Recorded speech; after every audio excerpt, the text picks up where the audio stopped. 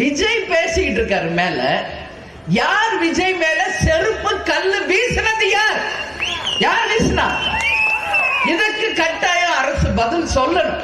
இன்னைக்கு CCTV footage எல்லா இடத்துலயும் சுத்துது. அந்த யார் நபர் என்பதும் இன்னைக்கு கண்டுபிடிக்கப்பட்டிருக்கு. இது வரைக்கும் கைது பண்ணாங்களா? விஜய் கைதாவாரா, புஷி ஆனந்த் கைதாவாரா, நிர்மல் குமார் கைதாவாரா மட்டும் பிரஸ் பீப்புள் பெருசா பண்றீங்களே. அந்த செருப்பை வீசுறது யார்? அவரை கைது பண்ணிச்சு அரசு. அது ஏன் யாரும் போட மாட்டேங்கிறீங்க? ஏன் போட மாட்டேங்கிறீங்க? யார் போட்டது செருப்பு? யார் கல்லு எரிஞ்சா? யார் செஞ்சா?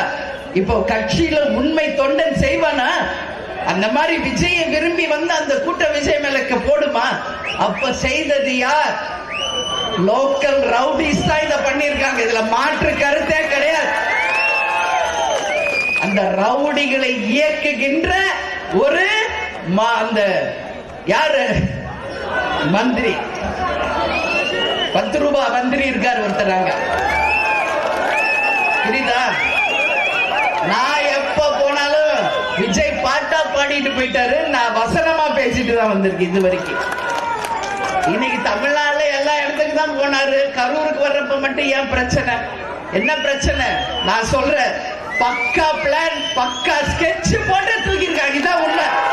பக்கா பிளான். உண்மை இல்லைன்னு யாரு மறைச்சாலும் உண்மை ஒரு நாள் வெளியே வரும். புரியுதுங்களா?